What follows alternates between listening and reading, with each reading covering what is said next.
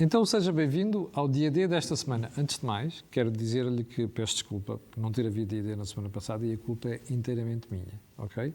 Eu é que tive um impedimento, depois baralhou aqui a agenda de toda a gente. Ora, como sabe também, o dia D é um programa criado aqui no âmbito do canal Acordo do Dinheiro para discutir a direita vista do lado direito. E todas as semanas rodam aqui dois comentaristas. Esta semana temos o Vasco Rato, à minha direita, e temos o João Marques de Almeida, à minha esquerda. Estamos a falar do ponto de vista geográfico apenas. E a esta hora você deve estar a perguntar, então o que é que estes senhores vão falar esta semana? É muito simples. Vamos analisar a discussão do programa de governo no Parlamento, as eleições no PSD e as eleições francesas. João, queres começar? Pronto. Discussão do programa do governo? A discussão do programa do governo na Assembleia da República. Gostaria de fazer 2 ou 3 pontos. O primeiro ponto é que é óbvio que este governo irá fazer tudo menos as reformas que o país necessita. Cavaco hoje chegou-lhes bem. Cavaco hoje chegou-lhes bem, mas isso quer dizer, nem era preciso a discussão do programa, porque é a tradição do PS. Quer dizer, o PS, e nós já dissemos isto aqui muitas vezes, é um partido antirreformista. É um partido antirreformista por definição. Situacionista, porque o poder do PS deriva de não fazer reformas. Exatamente. Portanto, eles não podem fazer reformas. Fazer reformas é fazer reformas contra o seu próprio poder. Coisa que o PS nunca fará. O PS tornou-se numa máquina de poder. Mais de qualquer identificação ideológica, doutrinária, reformista. É uma máquina de poder. Portanto, não pode fazer reformas. O que me espanta é que ainda haja pessoas que achem que o PS nos últimos anos não fez reformas porque estava refém da extrema-esquerda e que agora, com maioria absoluta, vai fazer reformas. Quer dizer, é não perceber a natureza do PS. Pode ter maioria absoluta à vontade. Aliás, antes o PS era como se tivesse maioria absoluta. Quer dizer, não foi como nós vimos nas questões em que o PS... Fez o que quis. Fez o que quis. E nas questões em que o PS teve que resistir verdadeiramente à extrema-esquerda, como na questão da reforma laboral, na questão dos déficits orçamentais, ou seja, em que tem que cumprir verdadeiramente as regras europeias. E neste momento, o PS fez o que quis e, portanto, qualquer pressão da extrema-esquerda nunca funcionou, de tal modo não funcionou que houve o fim da geringonça com eleições antecipadas. E neste momento só há um limite ao PS, mas isso também não exige reformas, que é cumprir minimamente as regras europeias. Porque o PS sabe perfeitamente que necessita dos fundos europeus, do dinheiro europeu, para exercer o seu poder em Portugal. E, portanto, quer dizer, não vale a pena ter qualquer esperança reformista. O PS não faz reformas, não vale, porque seria ir contra o seu próprio poder. Em segundo lugar, também se notou no programa, na discussão do programa de governo, que é visível que o programa, a famoso, as pessoas já se esqueceram um pouco, o programa de resistência e resiliência, ainda se lembram? Dos tais 15 mil milhões de euros. Primeiro era uma oportunidade única para a economia portuguesa. Rapidamente percebemos que aquele programa não iria ser aplicado para a economia portuguesa, mas iria ser uma espécie de orçamento de Estado suplementar. Portanto, que seria sobretudo para o PS gastar para o Estado. Agora, já se percebeu que grande parte do dinheiro vai ser para lidar com as consequências da guerra na Ucrânia, com o aumento de preços. Portanto, quer dizer, Portugal já lá vai, o benefício da economia portuguesa já lá está atrás, bem atrás, e neste momento é para isso que o dinheiro vai ser usado.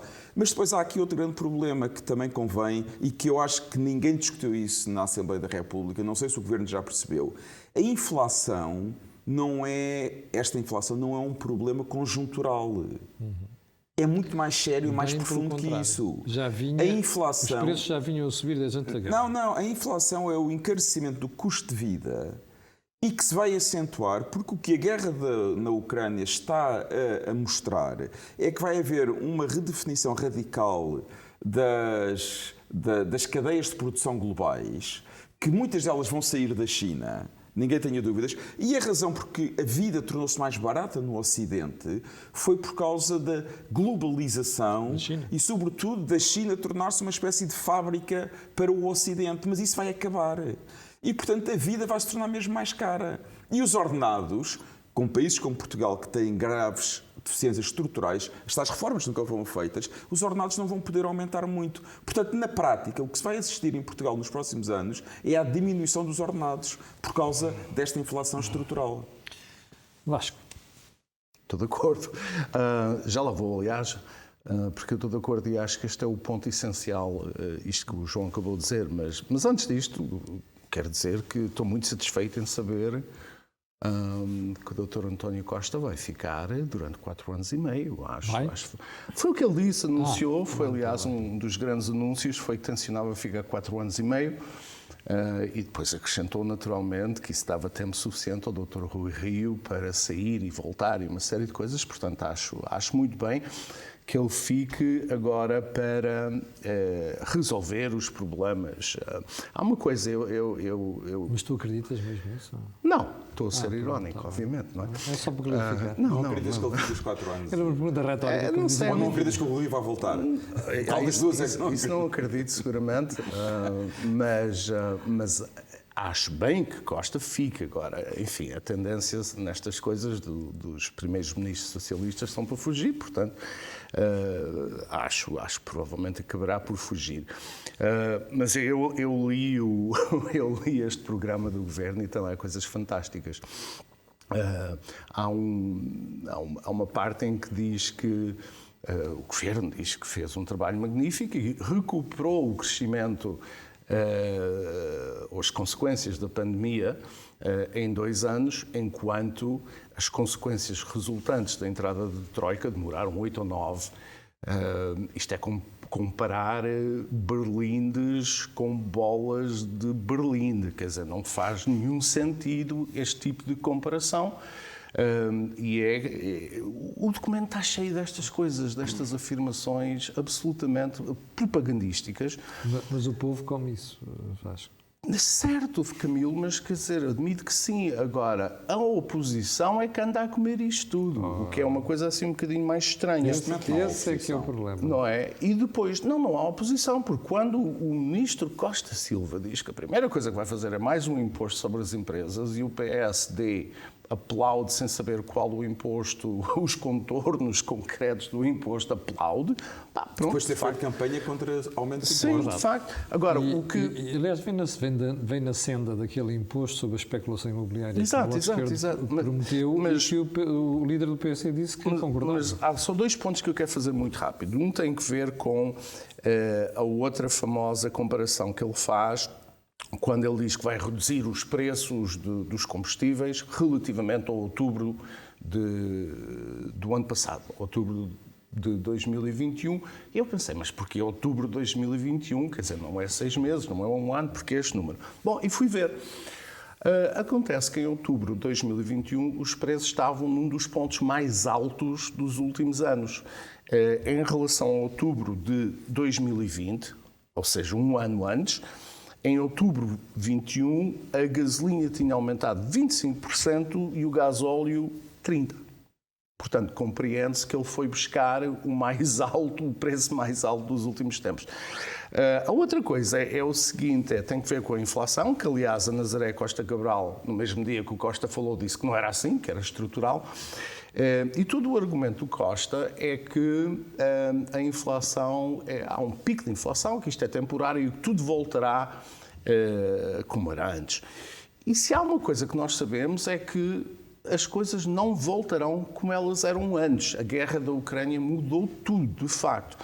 Mudou isto que o João está a dizer, porque há disrupções muito significativas que são estruturais agora por causa das sanções e, portanto, passam a ser estruturais.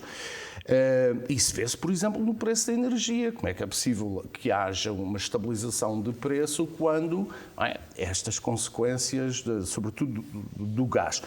Depois há aqui outro problema que tem que ver com, por exemplo, com os automóveis, que é muito importante por causa da Auto Europa, que é muitas dos componentes agora já não chegam cá, ou chegam cá com imenso atraso. Outros muito mais caros, como o níquel, por exemplo, o preço subiu em flecha, que é algumas das terras raras que são produzidas na Rússia por causa... Deixa-me só acrescentar um pormenor. Eu visitei a Auto Europa na semana passada e demos com um parque de automóveis cheio, não acabado. Pois, porque com faltam certeza. Alguns componentes que vão chegar mais tarde e vão ser até assembled, ou seja, montados já cá fora da própria fábrica. Sim. Mas é o que estás a dizer. Mas isso é estrutural, isso tem que ver com aquilo que a Rússia produz e as sanções. Isso não vai não vai alterar. E, portanto, dizer que a inflação é uma coisa temporária, quando nós sabemos que este aumento de preços é estrutural, ou pelo menos estrutural nos próximos 5, 6, 7 anos, quer dizer, é falso, é simplesmente falso.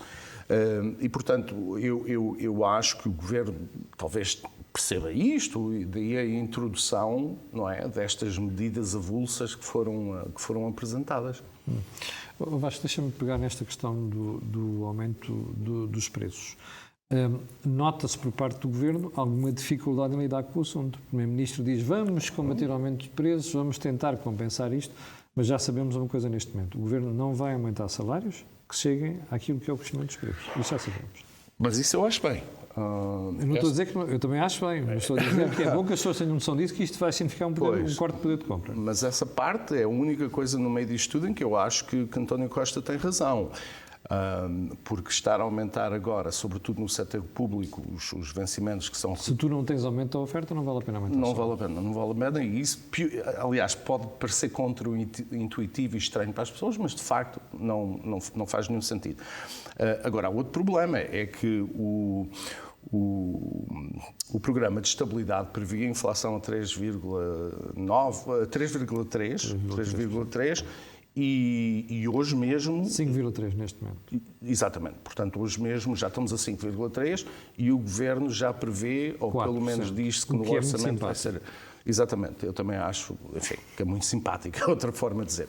Agora, isto significa uma coisa, independentemente de ser 5,4 ou 4, ou seja o que for, isto significa aquilo que o João disse, os portugueses vão viver pior. Porque nós não temos condições, a nossa economia, o nosso Estado, quer dizer, não tem condições para controlar preços. Isto porquê? Porque isto é um fenómeno internacional, tem a ver com as cadeias, com a globalização, as cadeias de fornecimentos e, portanto, esta ideia que vamos controlar os preços, isto não existe, não é? E, portanto, ou as empresas absorvem os custos das matérias-primas que não conseguem, que não é possível, ou, portanto, não conseguem aumentar vencimentos, o que é o que vai acontecer. E, portanto, este Governo, mais uma vez, não tem a culpa destas coisas. Tem a culpa de não ter preparado a economia nos últimos anos para não conseguir dar resposta a estas coisas. Estavas a interromper? Não, o último país que controlava os preços chamava-se União Soviética e não correu bem. De Venezuela também não, eu estou a dizer na Europa. Cuba também. Eu queria acrescentar só 2 pontos em relação a isto. Um ponto é, acho que hoje no artigo no Público, Cavaco Silva tem, acho que o ponto mais importante é, deveria-se fazer um grande esforço para, em 2030, como ele diz, termos 60% do PIB vir das exportações. Sim. Que é absolutamente certo, quer dizer, toda a gente sabe isto. O melhor que podia acontecer à economia portuguesa é ser uma economia baseada em exportações. Sim.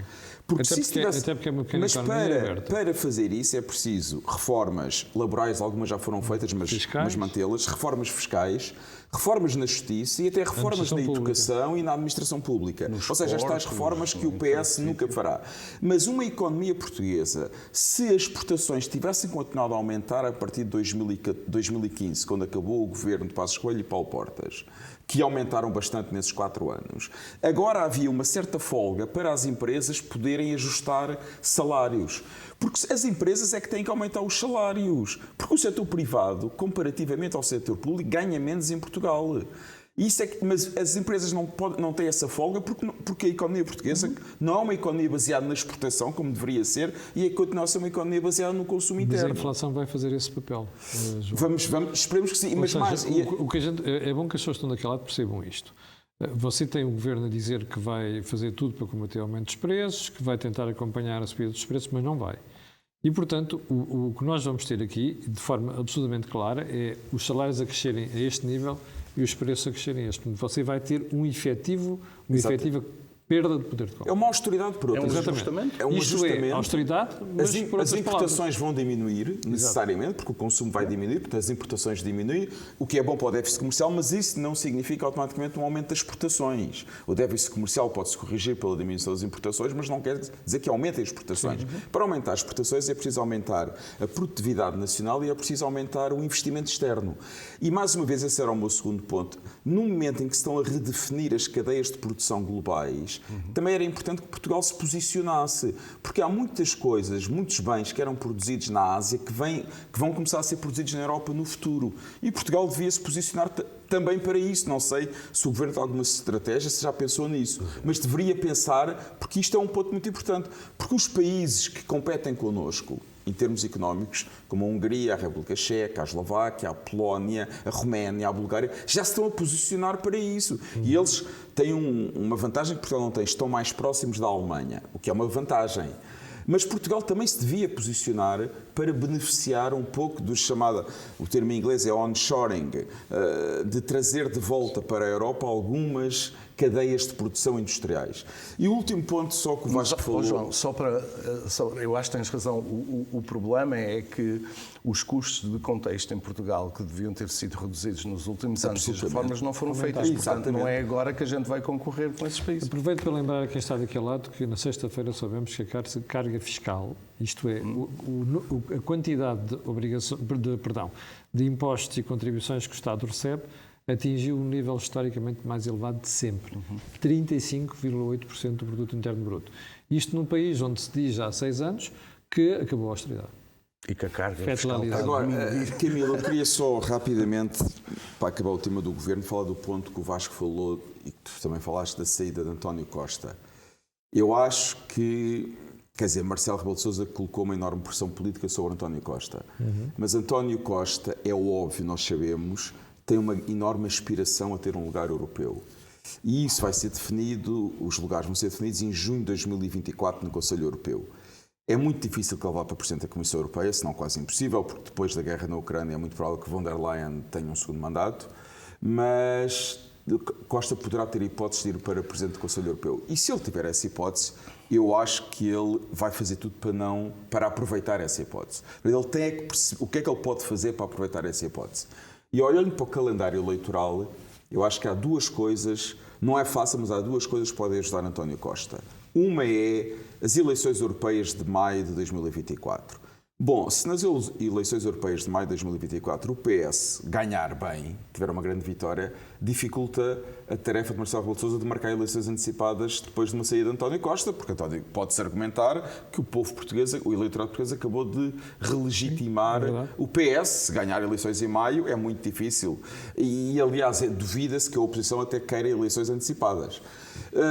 O segundo ponto, o referendo sobre a regionalização. António Costa pode querer marcar o referendo sobre a regionalização antes do Conselho Europeu de final de junho e dizendo simplesmente se eu perder vou-me embora. Se a resolução não passar eu vou-me embora. Vamos fazer a vontade então. Exatamente, é esse o ponto. Porque não havendo a tal reforma constitucional, a revisão constitucional, sim, para acabar com a exigência dos 2 sims ou das 2 maiorias, é mais difícil a regionalização passar. E António Costa pode usar esse argumento a seu favor. Sabes que uma das dúvidas que eu tinha era se o Rui Rio não teria decidido ficar na presença do PST até o verão, por causa disto. Já percebemos que não vai por aí. Não vai ser por aí. E aparentemente, já vamos ao tema do PSD, mas aparentemente um dos candidatos, e neste momento o favorito, as coisas podem mudar, o Luís Montenegro já disse que nunca faria essa revisão constitucional e aliás já afirmou publicamente que é contra a regionalização. Portanto, é muito difícil, acho que isso já não vai acontecer. Portanto, vamos ter o referendo nos termos como estão estipulados atualmente na Constituição. Deixa-me voltar ao artigo de Cavaco. Cavaco escreve agora com um sentido estratégico, que é isto é o início da próxima legislatura. E, portanto, eu estou aqui a fazer um aviso em relação àquilo que os portugueses esperam e que não vão ter. Exatamente. É isso que é a tua leitura também. É a minha leitura. Vasco, leste o artigo do professor Cavaco Silva? Li. O que é que achaste? Achei a mesma coisa que achei do último. É que quando Cavaco Silva escreve um artigo é necessário prestar atenção e mais tarde ou mais cedo, normalmente, aquelas coisas que ele refere ocorrem. Portanto, é um sim, por muitos defeitos que tenham, ele é um analista e tem um sentido político ímpar. E tem um sentido de intervenção cívica também muito interessante, não é? E, portanto, eu imagino que parte daquilo que lá está, seguramente, irá acontecer. E depois há um juízo político no artigo que eu acho interessante, que é ele dizer que, já não me recordo bem a expressão, mas que politicamente o governo é fraco, não é? Não tem coragem para fazer não tem reformas. coragem E para fazer o perfil de reformas, António vamos dizer. Costa mostra que ele não vai fazer reforma nenhuma. e de alguns ministros que ele também refere. Exatamente. Aliás, e talvez a parte mais importante do artigo é quando Cavaco escalpeliza todas as reformas, diz assim, só houve uma área em que o PSD não se deu ao Bloco de Esquerda, que foi na área laboral. Exato, E não foi porque pelo a Europa- PS, foi por causa da Europa. Exatamente, porque a Europa não deixou mais. Não, eu acho que é um ótimo artigo, mas mais uma vez, acho que é este o problema. Agora, de facto, que as pessoas não. Eu acho que as pessoas não são cientes do problema. Quer dizer, a opinião pública não está ciente do O problema. povo está anestesiado. Ou mal informado. Misinformation, como agora se diz. A culpa é nossa, não é? então. Não, a culpa não é nossa. Quer dizer, a culpa é da oposição. Quer dizer, eu quero insistir nisto. Absolutamente. Porque a gente não pode dizer, os portugueses não sabem nada. Não, não. A culpa é da oposição que abdicou de fazer oposição, e aqui por oposição, sobretudo o PSD, que nos últimos. Com o Rui Rio, quer dizer, Rui Rio foi um desastre absoluto, um desastre ambulante. Não é? Agora acha que se calhar vai ficar no Conselho de Estado, quer dizer. Isto é uma daquelas situações em que a oposição, a capacidade da oposição foi completamente destruída nos últimos 5 anos. Eu não me lembro de nenhum político tão prejudicial para o espaço do centro-direita em Portugal como o Rui Rio. Não me lembro, não consigo lembrar. Desde 95 de abril não há nenhum. E viu-se não na há nenhum sexta-feira quando tão decidiu prejudicial, apoiar a ideia tão do mau. imposto extraordinário. Isto é o nosso impressionante. Jeremy Corbyn, não é? Quer dizer, o Rio é o nosso Jeremy Corbyn. É um desastre absoluto. É um desastre total. E eu acho que o artigo de Cavaco Silva também, no fundo, é um exemplo do que deve fazer a oposição. Cavaco Silva, no fundo, aproveita politicamente, toda a gente fala do artigo dele, porque não há oposição em Portugal, porque o que Cavaco Silva escreve é o que o líder do PSD deveria estar a dizer. E nós nunca ouvimos Rui Rio dizer. Ou seja, num artigo Pelo no Público, contrário, na num sexta-feira, artigo no visto o Rui Público, Rio aprovar Cavaco fez imposto mais oposição extraordinário. ao PS do que 6 anos de liderança de Rui Rio. Vasco, percebeste a ideia de apoiar um imposto extraordinário proposto para o Governo, que foi aquilo que Rui Rio fez sexta-feira? Eu não. Quer dizer, eu não nem ninguém. Quer dizer, o que é um imposto extraordinário? Dura quanto tempo? Abrange quem? Quem é que determina que os lucros são excessivos ou não? Quer dizer, ninguém percebe. E mais, como é que é possível o Rui Rio, depois de ter tido a derrota que teve, intervir no debate? Quer dizer, ele devia estar calado. Ele já se devia ter demitido. Um líder com o mínimo de dignidade tinha-se demitido na noite das eleições, depois daquele resultado. Não se tendo demitido, e pode usar desculpas processuais ou explicações processuais que têm a ver com a eleição do novo líder do PS, não se tendo demitido, devia-se remeter ao silêncio. Porque ele não só, neste momento o PSD não só não tem líder, como tem uma pessoa que faz de líder que ainda continua a prejudicar o PSD. Oh, João, há bocadinho chegámos à conclusão que afinal não é para construir a solução da regionalização com o PS que ele ficou. Então é porquê? Não faço a mínima ideia. Não, eu acho que ele é para ficou ir para o por Conselho de isso. Estado. Acho que uma das razões é que foi por isso. Agora, Mas não se concretizou. não se concretizou porque houve uma imensa oposição. Quer dizer, toda a gente achou um escândalo que fizesse isso e, portanto, enfim, recuou. Há limite. Eu espero que ele não tente ficar no Conselho de Estado. Quer dizer, porque alguém que tem esta postura, quer dizer, o Rio, tudo o que está errado com o Rio também se verificou agora em com o França. Conselho de Estado? Aquilo é um órgão que não conta para nada. Não, conta. Eu acho que ele não pode ficar. Não pode ficar, quer dizer, em política o simbolismo conta muito. Quer dizer, nós não podemos ter uma pessoa... Quer dizer, estas coisas... O Estado, as instituições do Estado são coisas muito importantes em democracia. São simbólicas. É completamente. Quer dizer, uma pessoa que teve aquela derrota, que não serve para líder do PSD, não pode ficar no Conselho de Estado. Não pode, quer dizer, é o mínimo de dignidade. Quer dizer, e um tipo, o Rui Rio, nomear-se a si próprio para o Conselho de Estado, representa tudo aquilo que vai contra o que ele sempre disse. Ele gosta de dar uma imagem de seriedade política. Isto é o exemplo da completa falta de seriedade política se ele se autonomeia para o Conselho de Estado. Aliás, e já pegando no tema do PSD, também não temos muito para dizer, rapidamente, acho que um ponto que eu gostava muito de dizer aqui era, acho que os candidatos à liderança do PSD, quer Luís Montenegro, quer aparentemente Jorge Moreira da Silva, deviam ser muito claros e dizer que, como futuros líderes do PSD, desaprovam completamente que Rui Rio seja o membro do PSD, o militante do PSD no Conselho de Estado. Deviam dizê-lo já publicamente e mais. E deviam dizer outra coisa, que esperam que no dia que forem eleitos, Paulo Mota Pinto ponha o seu lugar à disposição. Claro. Porque Paulo Mota Pinto é líder do grupo parlamentar. Paulo Mota Pinto foi sempre o número 2 na prática de Então Rui não Rio. valia a pena ter feito essa votação agora, para escolher Paulo Mota Pinto. Mas fizeram. Foi feita, está feita, mas quer dizer, as pessoas podem se demitir. Paulo Mota Pinto está ali porque tem a confiança política de um líder que vai deixar de ser líder do PSD. Portanto, ele não pode continuar naquele lugar, não pode, quer dizer, porque ele é o rosto da derrota. Paulo Mota Pinto é o rosto de uma derrota. O que o PSD precisa verdadeiramente com a nova liderança é de virar uma página sobre um período negro da história do PSD, que foi incapaz de fazer oposição, que teve derrotas políticas extraordinárias, enormes, virar essa página. Portanto, não pode ter os rostos da derrota em lugares importantes como o de líder parlamentar. Vasco, então o que é que leva o PSD a criar ou a agendar uma votação que acaba por eleger Paulo Mota Pinto, sabendo que a liderança vai mudar? Pois, mas esse é que é o problema, porque é como o João diz.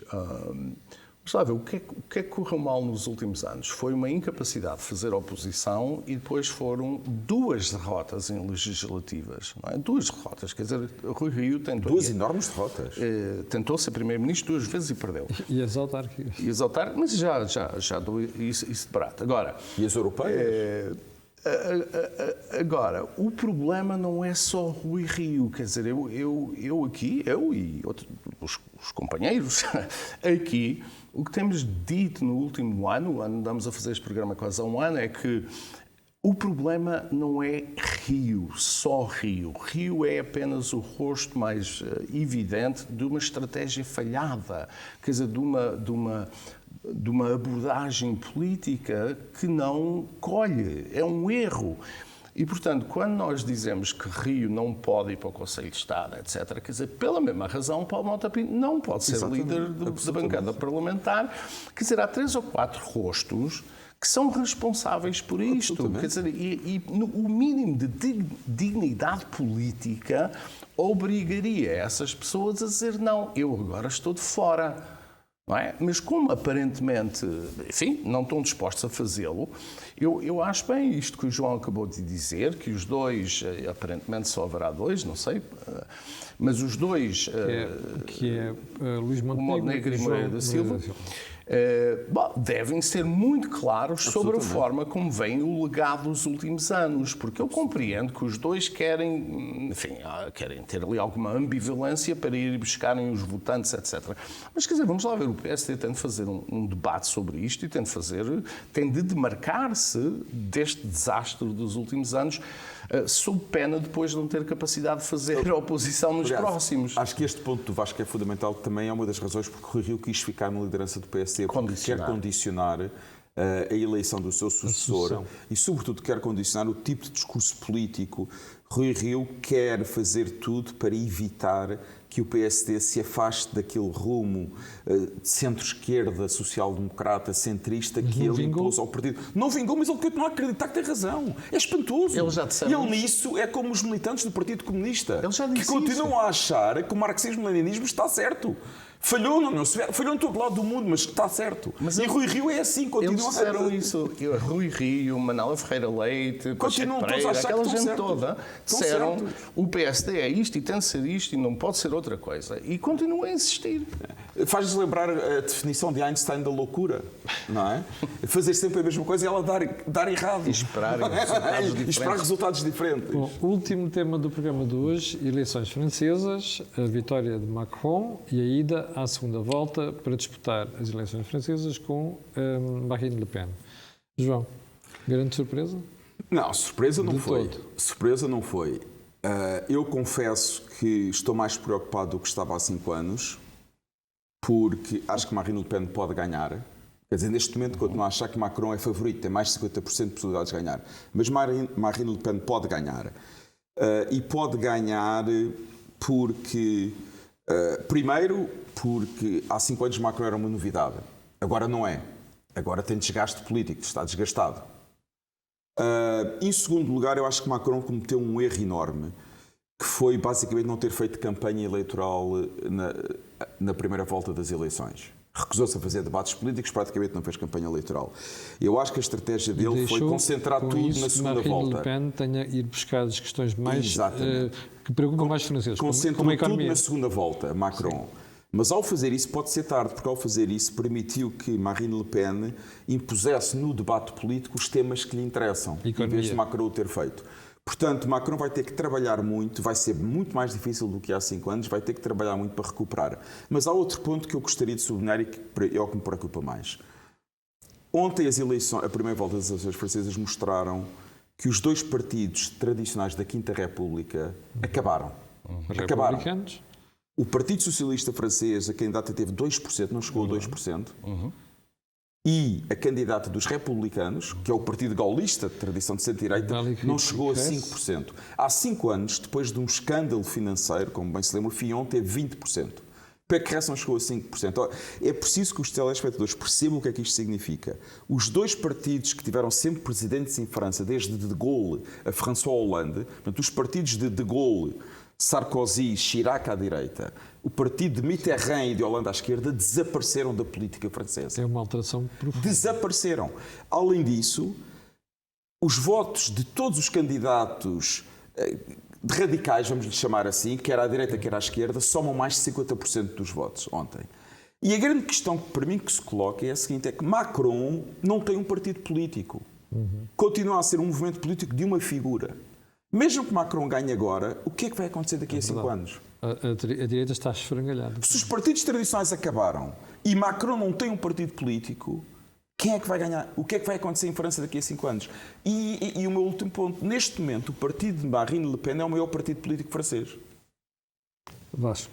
Eu discordo do João numa coisa. Eu acho que Macron fez campanha. Fez aquela campanha típica dos presidentes, os incumbents. Dos incumbentes. Não é? Aparece com o suete dos serviços antiterroristas. Fez um grande show-off na frente externa, a falar com a Rússia e com a Ucrânia. A negociar. Portanto, fez campanha. Quer dizer, fez aquela campanha tipo, eu sou o rei solto. Assim, falhou foi os assuntos fundamentais para os franceses. Certo, exato. Quer dizer, desde logo esse é que é o problema. Quer dizer, Macron parece estar um bocado distanciado da realidade francesa. E o problema é que quem aparentemente tem o seu pulso na realidade francesa, no zeitgeist, não é? Francês, é a extrema da esquerda e a extrema direita. E isto é uma coisa muito interessante, porque eu acho que Macron fez uma coisa interessante e está relacionada com esta conversa que estávamos a ter sobre o Rui Rio.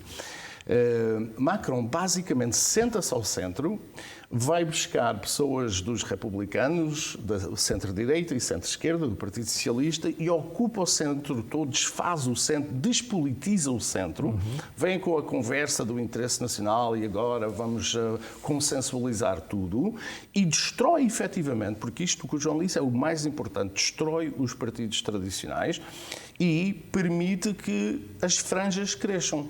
E isto vai ao encontro daquilo que sempre dissemos aqui sobre a estratégia do Partido Socialista. Quando a gente ocupa o centro, em vez de ir da direita ou da esquerda para o centro, como fez o Partido Socialista, quando se tenta ocupar o centro, abre-se o caminho para as margens. Agora, por esta razão, eu acho que Marine Le Pen tem uma boa hipótese de ganhar, porque aqueles 21, 22% do Mélenchon, eu presumo que muita dessa gente irá transferir diretamente para a Marine Le Pen. Mas ele já sugeriu o voto em Macron e não... Sim, não. Camilo, não sugeriu. É muito interessante. Ele disse 4 vezes não vote em Marine Le Pen, mas nunca disse vote em Macron. Sim, não, são coisas diferentes. Mas é uma indicação. Não, mas Camilo, não é. É muito diferente. Porque ele ao dizer é um apelo à abstenção. Isto é um apelo à abstenção. À desmobilização. E segundo me diz uma pessoa que trabalhou comigo na Comissão Europeia, francês, do partido de Macron, e disse-me que estão muito preocupados, e eles acham que cerca de 1/3 dos votos de Mélenchon vai diretamente a Marine Le Pen. Ou mais. Não sei se é mais. Se for assim, é preocupante. É preocupante. Estão mesmo preocupados. Mas as razões são essas. É que tanto a Le Pen como a Mélenchon tinham mais ou menos o mesmo programa e as mesmas preocupações. E, de certa forma, até mesmo uma perspectiva sobre a Europa e sobre a Rússia, estas coisas todas. Portanto, os eleitores que votaram nele, não vejo muita dificuldade em votarem nela, porque o Macron também tem uma imagem do globalista, indiferente, elitista, distante, indiferente arrogante, aos povos, arrogante, não sei. não é? A arrogância, sim. A mim surpreendeu uma dimensão da derrota da Valérie Pécresse. Foi terrível, terrível. A mim estava à também. espera. Mas ela era uma má candidata, não é? Sim, Também era uma má mas ganhou as candidata. primárias. Quer dizer que não se pode dizer nada contra isto. Sim, não é? o Ele Rui ganhou as ganhou, primárias. o Rui Os outros também ganhou eram as fracos. eleições no Exatamente. PSD também. Agora, só um ponto. E depois Macron, ao apostar toda a campanha, como disse o Vasco, na política externa, e naquela história que ele era o principal interlocutor ocidental de Do Sr. Putin, ajudou a desradicalizar Marine Le Pen. Pois.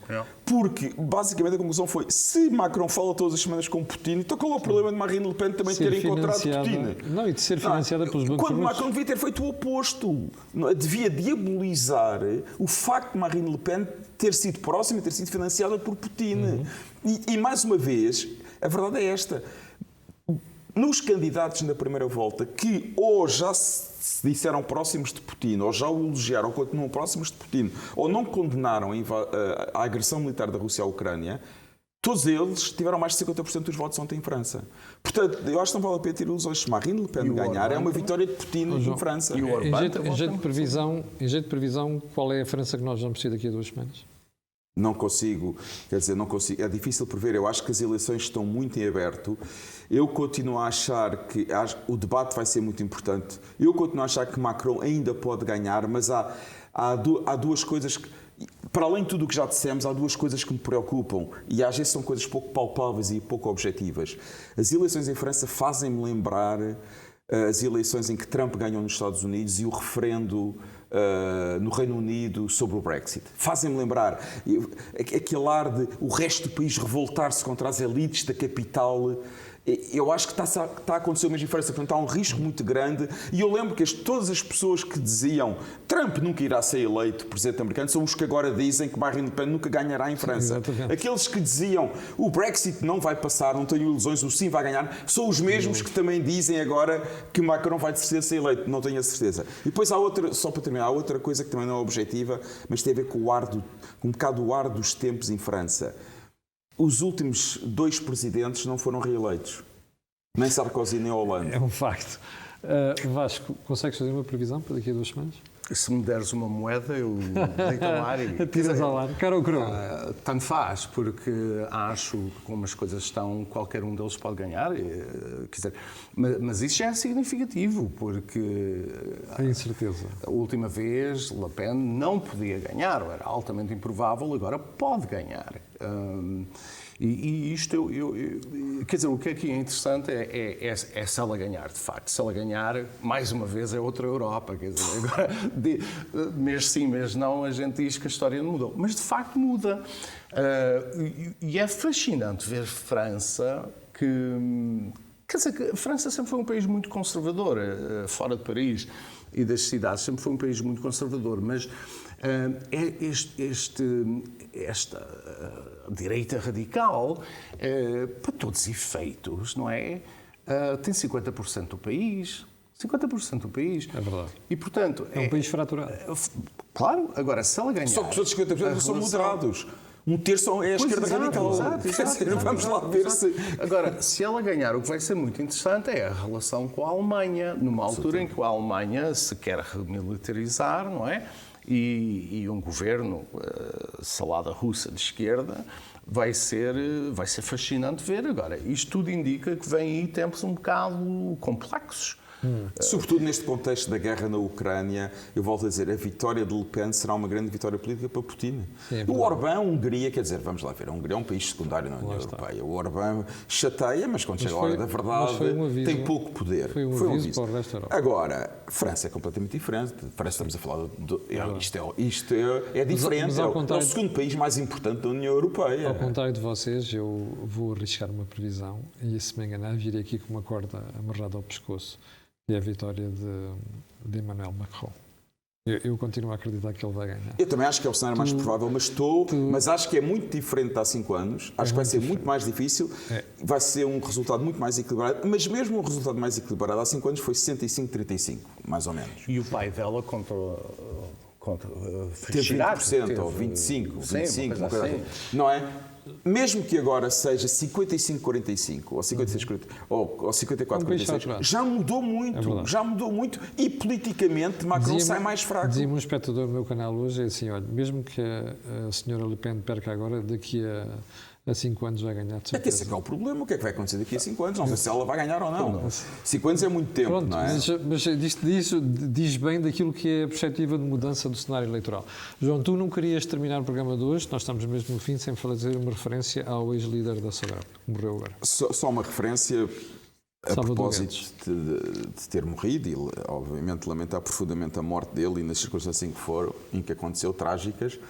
O elogio que eu queria deixar é porque ele foi durante a presidência dele da Sograp, sobretudo, a Sograp já era uma grande empresa e continua a ser, mas ele deu um salto enorme e transformou a Sograp na maior empresa portuguesa de vinho, numa grande empresa internacional, uma das maiores do mundo, que produz vinho em vários continentes, É verdade. na América Latina, até na Nova Zelândia e Austrália, em Portugal. Então, uma grande produtora mundial de vinho, uma grande exportadora e, no fundo, é uma empresa... É com empresas como a Sograp que a economia portuguesa devia funcionar. E ajudou a alterar também aquilo que é o panorama do mercado do vinho e do setor do vinho em Portugal. Com certeza. Fez do vinho um bem de exportação para Portugal. E acho que são estes exemplos que a economia portuguesa precisa. Paz à sua alma. Bom, chegamos ao final do programa de hoje. Como sabe, o Dia D vai sempre para o ar às 21 horas de segunda-feira. Eu quero marcar lugar já para a próxima semana, no mesmo horário, no mesmo dia, e para o final quero pedir aquilo que peço sempre. Colocar um gosto e fazer partilha nas redes sociais. Já sabe porquê. Aquilo que houve aqui, não houve mais sítio nenhum. Obrigado a estes dois senhores e até à próxima semana.